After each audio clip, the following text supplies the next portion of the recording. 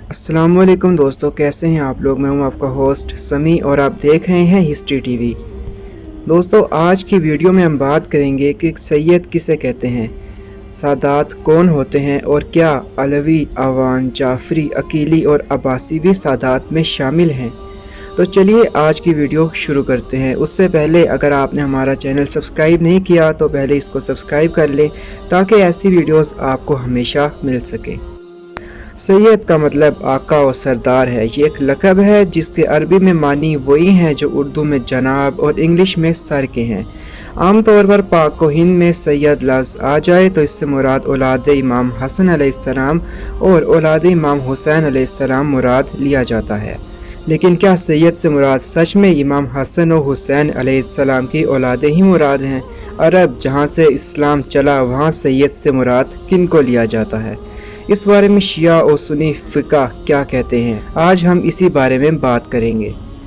सैयद का लक़ब सबसे पहले रसूलुल्लाह सल्लल्लाहु अलैहि वसल्लम के परदादा हज़रत हाशिम अलैहिस्सलाम को दिया गया और उन्हें सैयद अल बतहा यानी मक्का का सरदार कहा गया। और फिर ये लक़ब उनके जानशीन अब्दुल मुत्तलिब अलैहिस्सलाम को दिया गया और फिर उनके जानशीन अबू तालिब अलैहिस्सलाम को सैयद अल कुरैश और सैयद अल बतहा कहा गया। जब दुनिया और आखिरत के सैयद रसूलुल्लाह सल्लल्लाहु अलैहि वसल्लम की बेइज्जत हुई तो बनु हाशिम ने आप सल्लल्लाहु अलैहि वसल्लम का हर दुख में साथ दिया और आपकी हिफाजत की, यहाँ तक कि शैब अबी तालिब में भी रसूलुल्लाह के साथ सालों कैद रहे।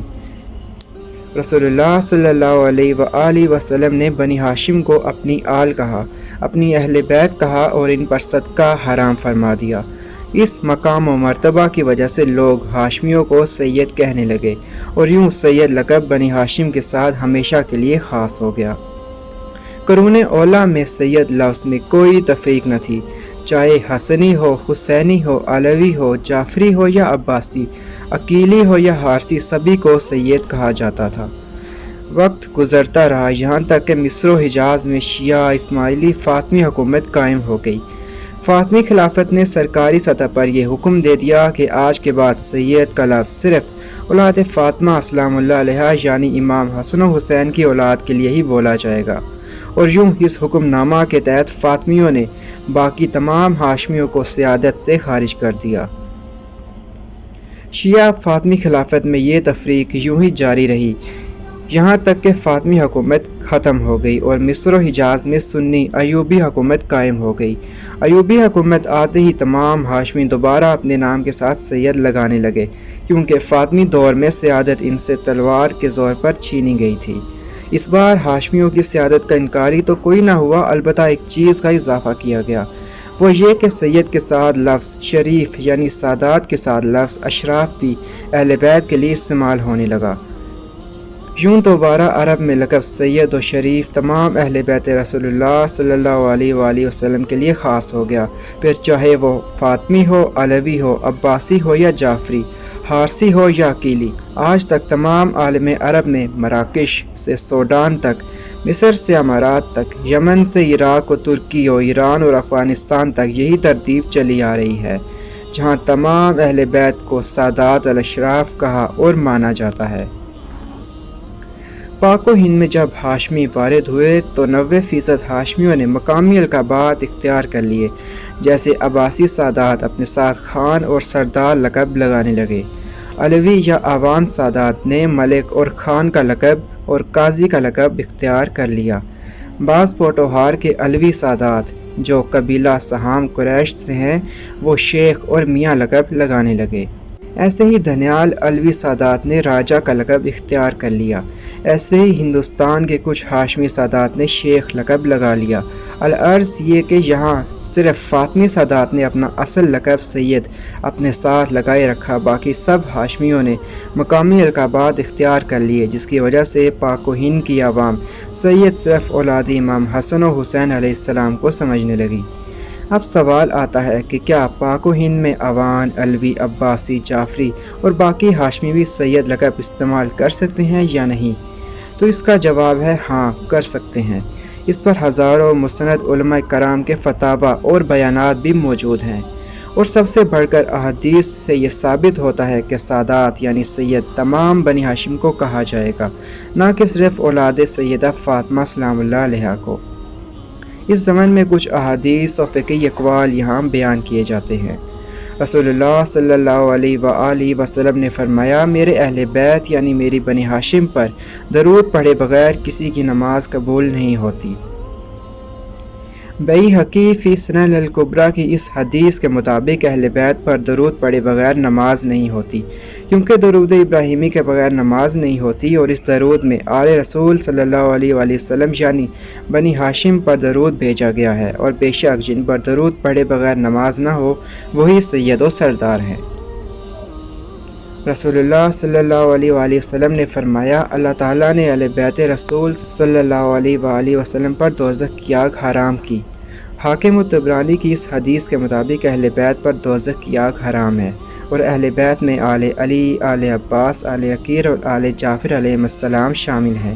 یہ غدیر خم کی حدیث سے ثابت ہے، اور غدیر خم کی حدیث میں رسول اللہ صلی اللہ علیہ وآلہ وسلم نے ان حضرات اور ان کی قیامت تک جاری رہنے والی اولادوں پر صدقہ حرام فرما دیا اور ان کو اپنی آل میں شامل کر لیا۔ اب جو آل رسول صلی اللہ علیہ وآلہ وسلم ہوں، جن پر صدقہ حرام ہو، جن پر دوزخ حرام ہو، ان سے بڑا سید بھلا کون ہوگا؟ بے شک تمام بنو ہاشمی سید و سردار ہیں۔ ایک اور جگہ رسول اللہ صلی اللہ علیہ وآلہ وسلم نے فرمایا بنو ہاشم کے بارے میں کہ تم مجھ سے ہو اور میرے ساتھ ہو۔ یہ حدیث بحار الانوار سے لی گئی ہے۔ جبرائیل رسول اللہ صلی اللہ علیہ وآلہ وسلم کے پاس آئے اور آپ سے فرمانے لگے کہ خداوند نے بنو ہاشم میں سے 7 افراد کو منتخب کیا، جن کی مثل نہ اس سے پہلے خلق ہوئی اور نہ ان کے بعد خلق ہوگی، جو جنت کے سردار ہیں۔ یا رسول اللہ، آپ کے وصی علی، آپ کے نواسے حسن و حسین، آپ کے چچا حمزہ سید الشہداء، اور آپ کے ابن یعنی آپ کے چچا کے بیٹے جعفر، اور امام مہدی علیہ السلام۔ الکافی کی اس حدیث کے مطابق یہ افراد جنت کے سردار ہیں، لہٰذا جو جنت کا سردار ہو اس سے بڑا سید بھلا کون ہوگا؟ اس حدیث کے مطابق مولا علی علیہ السلام، حضرت جعفر علیہ السلام سید ثابت ہوتے ہیں، اور سید کی اولاد بھی سید ہی ہوتی ہے، یعنی علوی و جعفری سید ہیں۔ ابن عباس علیہ السلام سے روایت ہے کہ رسول اللہ صلی اللہ علیہ وآلہ وسلم نے مولا علی علیہ السلام سے فرمایا کہ اے علی، تم دنیا میں بھی سید اور آخرت میں بھی سید ہو۔ مستدرک الحاکم کی اس حدیث کے مطابق مولا علی علیہ السلام کو رسول اللہ نے سید کہا۔ اب یہ کیسے ممکن ہے کہ سید کی آدھی اولاد سید اور آدھی غیر سید ہو؟ بے شک مولا علی علیہ السلام کی تمام اولاد ہی سید ہے۔ ایک اور موقع پر رسول اللہ صلی اللہ علیہ وآلہ وسلم نے اپنے چچا عباس علیہ السلام اور مولا علی علیہ السلام کو عرب کا سید کہا۔ اس حدیث کے مطابق عباسی بھی سادات شمار ہوتے ہیں۔ فقہ جعفریہ کا بنیادی اصول ہے کہ فقہی لحاظ سے سید وہ ہوگا جس کا نسب باپ کی طرف سے حضرت ہاشم علیہ السلام سے ملتا ہوگا۔ مسلک شافعی و مالکی میں تو بنو ہاشم کے ساتھ ساتھ حضرت ہاشم علیہ السلام کے بھائی حضرت مطلب علیہ السلام کی اولاد یعنی بنو مطلب بن عبد مناف کو بھی اہل بیت اور سید کہا گیا ہے۔ اس کی دلیل وہ اس بات سے لیتے ہیں کہ بنو مطلب بن عبد مناف شیب ابی طالب میں بنو ہاشم کے ساتھ رہے، اور رسول اللہ نے فرمایا بنو ہاشم اور بنو مطلب ایک ہی ہیں۔ یہ کہتے ہوئے رسول اللہ نے اپنی 2 انگلیوں کو ایک ساتھ جوڑا۔ فقہ شافعی اور مالکی کا یہ قول بہرحال باطل ہے، کیونکہ بنو مطلب بن عبد مناف حرمت زکوٰۃ میں شامل نہیں، اور اہل بیت وہی ہیں جن پر زکوٰۃ کی حرمت لاگو ہوتی ہے۔ ان تمام تر اقوال و حدیث سے ثابت ہوتا ہے کہ تمام بنی ہاشم سید و سادات ہیں، پھر چاہے فاطمی ہو یا علوی اوان، عقیلی ہو یا جعفری، حارثی ہو یا عباسی۔ بے شک تمام بنی ہاشم یعنی تمام اہل بیت رسول صلی اللہ علیہ وآلہ وسلم سید و سردار ہیں، لیکن اس کا مطلب یہ ہرگز نہیں کہ سبھی سادات افضلیت میں برابر ہیں۔ افضلیت کی بنیاد پر سادات کرام میں 3 درجہ بندیاں ہیں۔ سب سے افضل سادات فاطمی سادات یعنی اولاد حسن و حسین علیہ السلام ہیں، کیونکہ یہ سادات رسول اللہ کی نسل سے ہیں کہ رسول اللہ صلی اللہ علیہ وآلہ وسلم نے فرمایا میری نسل میری بیٹی فاطمہ سے چلے گی۔ اس افضلیت کی بنیاد پر فاطمی سادات باقی سادات سے درجہ فضیلت پر ہیں۔ اس کے بعد تمام سادات سے افضل علوی سادات ہیں، کیونکہ یہ مولا علی علیہ السلام کی اولاد ہیں، اور مولا علی علیہ السلام بعد رسول اللہ صلی اللہ علیہ وسلم نہ صرف پوری دنیا کے انسانوں سے بلکہ بنو ہاشم میں بھی سب سے افضل ہیں۔ اس کے بعد تیسری درجہ بندی میں تمام اہل بیت رسول آتے ہیں، جن میں عقیلی، جعفری، حارثی، عباسی اور باقی ہاشمی سادات شامل ہیں۔ لہٰذا ان تمام تر اقوال و حدیث سے ثابت ہوتا ہے کہ تمام بنی ہاشم سید و سردار ہیں، پھر چاہے فاطمی ہو یا علوی، عوان، عقیلی ہو یا جعفری، حارثی ہو یا عباسی، اور یہ تمام حضرات اپنے نام کے ساتھ سید یا شریف لکھ سکتے ہیں۔ كل من حرم الزكاة، كل من حرمت عليه الزكاة يقال له شريف. العباسيين والعقيليين والعلويين والجعفريين كل هؤلاء أشراف، كلهم أشراف. سید کے لقب کی کیا شرعی حیثیت ہے؟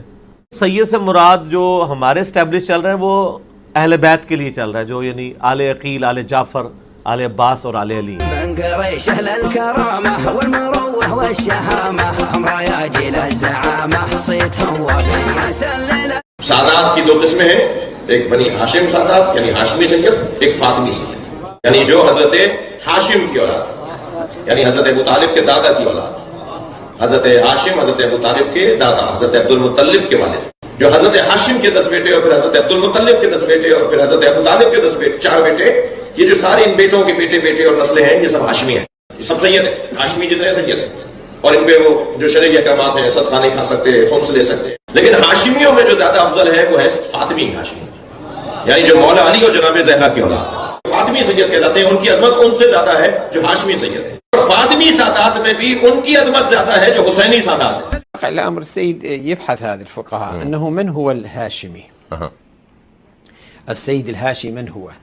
هل هم من أولاد هاشم وعبد مناف يرجعون إلى عقيل، أو يرجعون إلى العباس عم النبي السادة العباسيين، أو إلى حمزة ابن عبد المطلب؟ هؤلاء شلون؟ سمحت السيد يقول أنه كل هؤلاء الذين يرجعون إلى بني هاشم فهم سادة.